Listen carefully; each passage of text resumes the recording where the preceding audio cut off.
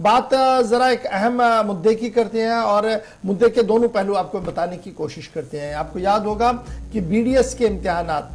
के नताइज का ऐलान कर दिया गया था, काउंसलिंग भी हुई थी और जो ख्वाहिशमंद तलबा थे उनके लिए बाज़ाब्ता तौर पर कॉलेज का भी तायुन कर दिया गया था। लेकिन अब जो खबर सामने आ रही है उसके दोनों पहलू हम आपके सामने रखेंगे, क्योंकि खबर यह है कि बीडीएस की जो एस्पिरेंट्स है उन्होंने कई सवाल उठाए हैं और इंसाफ की मांग आज करते हुए नजर आ रहे हैं। उनका मानना है कि board of professional entrance examination यानी बोपी की तरफ से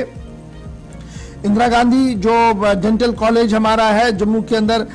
उसमें 4 से 5 सीटें जो है वो कोटा के लिए रिजर्व रख दी गई थी, लेकिन उन्हें फिल नहीं किया गया। यानी 4 से 5 सीटें ऐसी हैं जी जो स्टेट कोटा से वैकेंट है और आईजीजीडीसी जम्मू के अंदर है, उन्हें आखिरी लम्हा तक भी फिल नहीं किया, जिसकी वजह से जो गरीब तलबा है उन्हें सरकार के बजाय प्राइवेट इंस्टीट्यूशन में जाना पड़ा, जहां पर उन्हें बहुत ज्यादा फीस और बहुत ज्यादा पैसा देना पड़ा है। एमबीबीएस और बीडीएस के इम्तिहानात जो है वो सन 2022 में लिए गए थे। फिर एनईटी एग्जामिनेशंस की ने उसको लगभग जुलाई 17 में नेशनल टेस्टिंग एजेंसी ने कंडक्ट किया था। रिजल्ट्स भी सामने आए थे और सन 2022 सितंबर के बाद बाज़ाब्ता तौर पर काउंसलिंग का प्रोसेस चला था और उसके बाद कोटा अलॉट किया गया था सभी कॉलेज के लिए। और जब हम आईजीजीडीसी जम्मू को देखते हैं तो तकरीबन 54 सीट्स जो बीडीएस की दी गई थी ये स्टेट कोटा की उन्हें मिली थी और 9 सीटें जो थी उन्हें वो सेंट्रल कोटा से दी गई थी। 4 सीटें अब लेफ्ट आउट है, यानी 4 सीटें खाली हैं, इन्हें पूर्ण नहीं किया गया है। इल्जाम लगा रहे हैं तलबा की जनाब ये जानबूझकर इस तरीके का निजाम किया गया कि ये 4 सीटें पूरी न हो और प्राइवेट कॉलेजेस की ओर रुख किया जाए। एक तरफ से ये इल्जाम है और यह भी माना जा रहा है कि जब board of professional entrance examination को मॉप अप टेस्ट राउंड 2 के लिए जाना था तो उन्होंने उस वक्त उसका ध्यान नहीं दिया, जिसकी वजह से ये 4-5 सीटें जो है वैकेंट रही है और गरीब तलबा के लिए मुश्किलों का सामना करना पड़ा, क्योंकि अब उनका इम्तिहान जो है वो प्राइवेट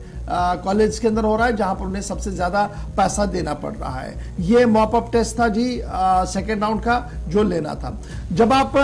कॉलेज के जिम्मेदारों से पूछते हैं कि क्या मामला है, आईजीजीडीसी के जिम्मेदारों से पूछते हैं तो पता लगता है कि जनाब ये उनके हाथ का गेम ही नहीं है, बल्कि उन्होंने बाज़ाब्ता तौर पर board of professional entrance examination को इन्फॉर्म किया था, वेल इन्फॉर्म किया था कि हमारे पास 4 से 5 सीटें वैकेंट पड़ी है, स्टेट की कितनी है, सेंटर की कितनी है, इनको आप फिलअप कीजिए। लेकिन board of professional entrance examination ने वो फिलअप नहीं की, जिसकी वजह से ये 4-5 सीटें जो है वो रह गई हैं। ये एक तरफ से है। दूसरी तरफ से जो खबर हम आपको बता रहे हैं वो board of professional entrance examination की वो बताएंगे। उनका मानना था कि जिस तरीके का प्रोसेस हमने चलाया वो as per the set criteria था, लेकिन दूसरे प्रोसेस में जो कट लाइन और परसेंटेज थी वो हुई नहीं, इसलिए हमने सेकंड मूव अप किया नहीं। लेकिन इस बात पर कोई खुलासा नहीं दिया गया। नजराया हमें मुतमईन करने में कामयाब हुए कि जनाब ये जो सिलसिला चला ये 4 से 5 सीटें जो वैकेंट रही क्यों, क्या ये जानबूझकर रखी गई या वाकईतन कोई टेक्निकल इशू था। लेकिन लगातार सवाल पूछे जा रहे हैं कि क्या प्राइवेट इंस्टीट्यूशंस का अभी भी